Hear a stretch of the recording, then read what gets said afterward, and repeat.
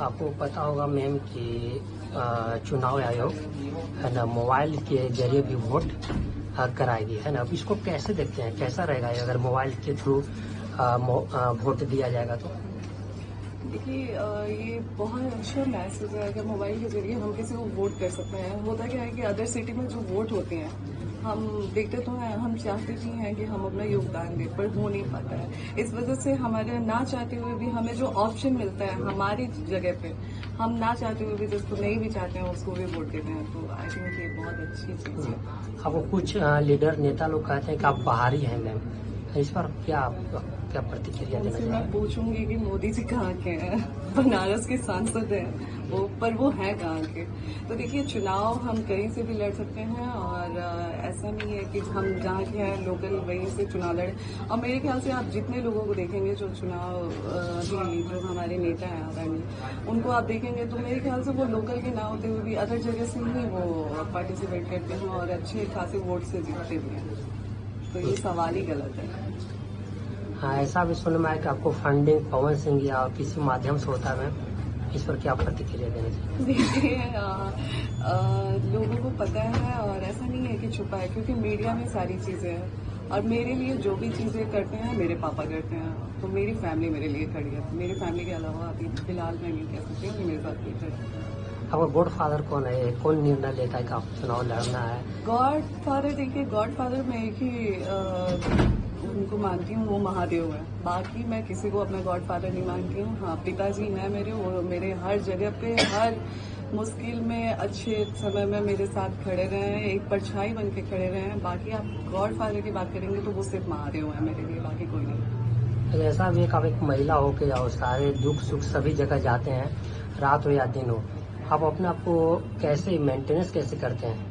जी देखिए वो हमारे बड़े बुजुर्ग कहते हैं ना कि जब इंसान पे ऊपर आता है ना तो वो सब कुछ सीख जाता है। तो वही सारी चीजें हैं। मेरी जो भी संघर्ष मेरे लिए रहा है वो मुझे चीजें सीखने को मिला और बहुत कुछ मैं सीखती भी गई और आज की डेट में मैं बहुत स्ट्रांगली खड़ी हूँ। आखिर ज्योति सिंह क्यों चुनाव लड़ना चाहते हैं?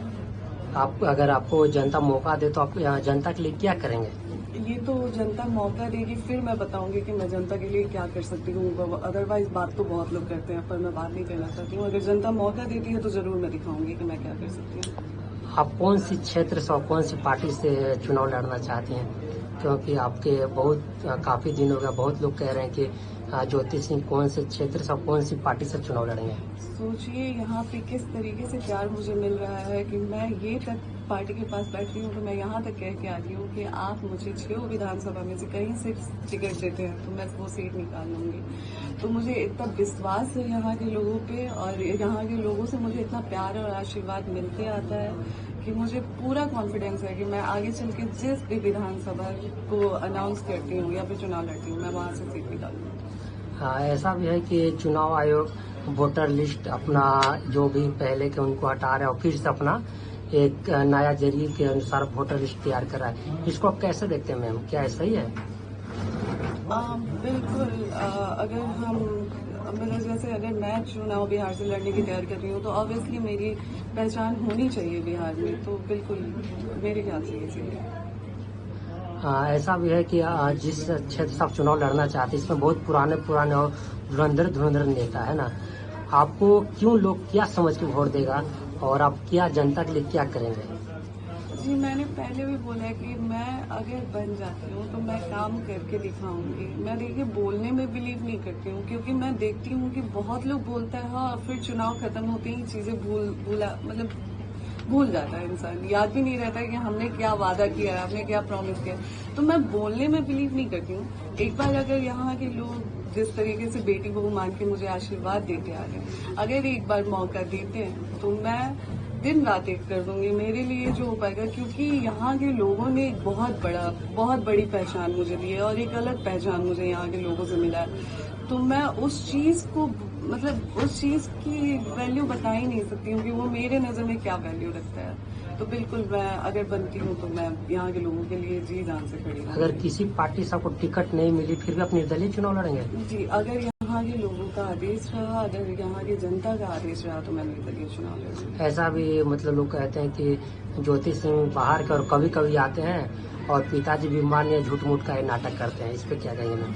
जी, अब जिसको नाटक लगता है उनको क्या ही सफाई दे सकते हैं, लेकिन अगर ऐसा कुछ हो तो मेरे पास पूरे रिपोर्ट्स पड़े हैं, वो मैं सामने रखूंगी। इससे ज्यादा मैं क्या बोलूँ। अब ऐसी चीजों को लोग मजाक बनाते हैं और ऐसी चीजों को लोग मजाक में लेते हैं। मेरे ख्याल से कोई भी चीज इतनी बड़ी नहीं होती है कि माँ बाप के हेल्थ को लेके इंसान मजाक करे। तो ऐसा भी है कि पवन सिंह भी विधानसभा चुनाव लड़ने का, और लोकसभा में पवन सिंह को बहुत मेहनत किए हैं, है ना? जी तो अगर इस बार आप दोनों मैदान में आएंगे, क्या लगता है?